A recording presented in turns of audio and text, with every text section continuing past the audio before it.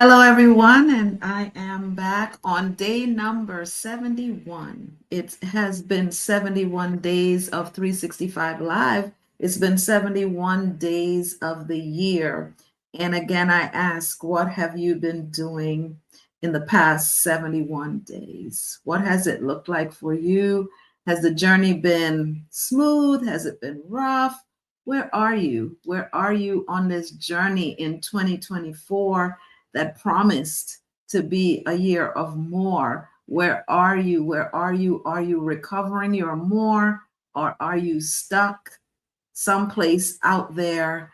And so yesterday, I started talking about my program, Push Beyond Silent Suffering in Marriage, in Christian marriage. And so the push is what it is. It's a push, and you get to do it every single day. Sometimes it gets rough, and I talked about sometimes you're just laying in bed with your spouse and you look over for a moment while they're sleeping and you wonder, how in the world did we get here? How did we get to this place of suffering? How did we get to the place where we don't even know each other? We have literally become strangers, strangers to each other. And you're wondering, how did we get here? And I mentioned and I talked about hope. I talked about um, moving forward, getting up and fighting for this thing that's called marriage. And I get to talk to you because I understand that plight. I understand that sometimes it just doesn't work out. I am the epitome of understanding that sometimes it just does not work out. But I'm also that girl that believes in the institution of marriage. I've seen some marriages that have had longevity, and the hope is to at some point get some of those people to join me on here so they could tell you about what that looks like and feels like. And the fact of the matter is, it was not easy. It's never easy. There are always bumps in the road. The other day I talked about lemons. There are always some lemons, and you get to turn them into sweet lemonade for your marriage. And so today I continue the conversation, and we're talking about the acronym PUSH. Why did I choose PUSH? As I rode on my tricycle out there that I do sometimes daily, I thought about, what does push mean? What would push mean? And I prayed on that for a while, prayed on it for a while, and I received persevering, unstoppable, sacrificial hope.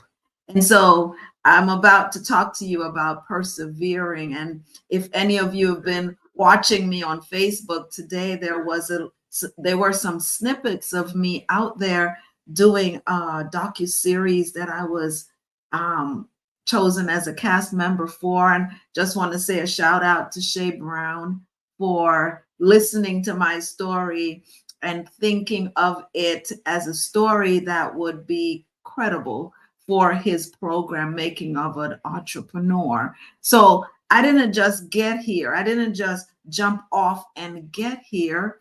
It took some persevering to get there, but it's a little different when you're talking about marriage. And so the P is for persevering. What does persevering in marriage look like? It looks like giving your marriage over to God. What would that look like if you totally took that marriage and gave it over to God? What would it look like today if you chose to do that? Persevering is that word that means, it's going to take time. It's not going to happen overnight. It may take months. It may take sometimes years, but what would it look like if you just gave it over to God and really, really, really allow Him to take the reins of your marriage instead of just keep taking it back from Him all the time? What would it look like if you just said, God, I surrender my marriage to you. And so what would it look like if you would become and grow individually and collectively? Growth is also a process. Growth, whether it be the physical growth of a child, whatever type of growth, it takes some time. And it requires in marriage, if your marriage is at bottom, if it has hit bottom, it requires that you plant new seeds. And those new seeds take time to grow before you can even see a little glimmer of hope. But it's doable. It's doable. It's doable.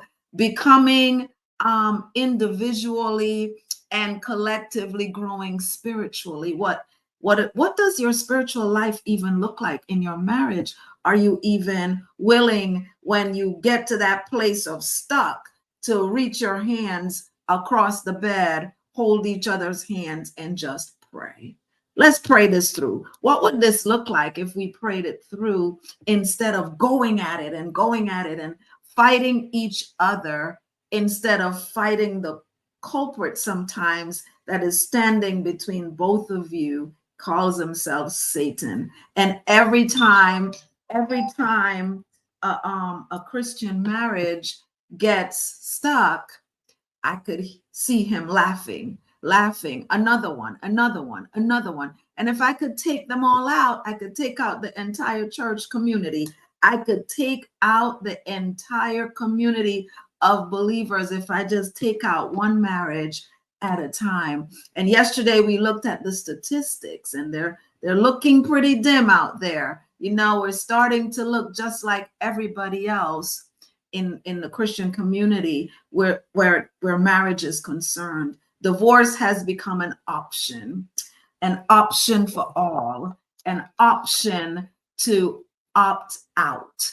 I opt out. This is too hard, is what we're saying. It's like a child with building blocks and trying to build something, and just keeps falling apart and falling down. And you watch that child go at it over and over again until finally those blocks become something that child could be proud of.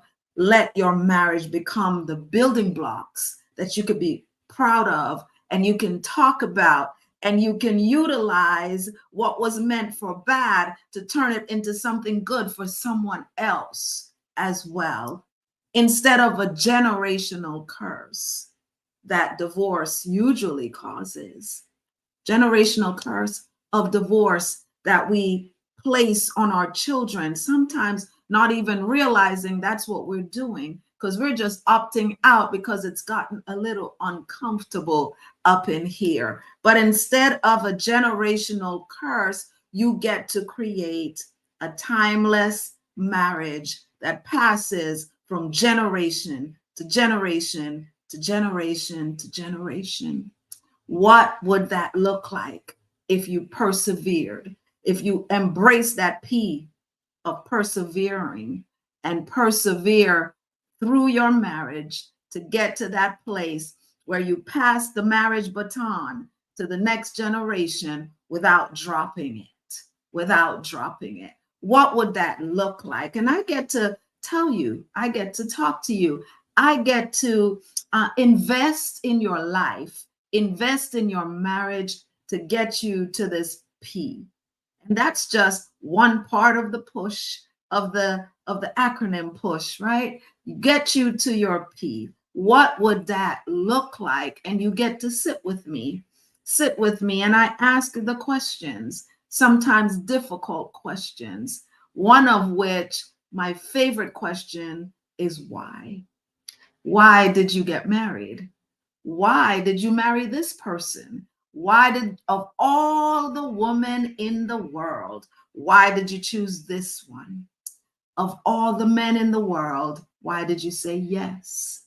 And so once you get to rediscover that why, we can get to the P portion of the push. And so today, that's what I'm offering you today. I'm giving it to you in bits and pieces, but you can just click a link to either book a call with me, or you can click a link and just book a 30-minute virtual consultation with me. You know, that requires absolutely nothing. But at the end of the day, it has the possibility to reap benefits and benefits and more benefits for your marriage. So if this is you, just reach out, and I will be there to help you get to that place of persevering where you get to persevere and persevere in your marriage so that it gets to a place where you pass the baton, like I said earlier, without dropping it, and win in this race called marriage. Thank you for joining me today on day number 71 of 365 Live. Have a blessed and wonderful rest of your day.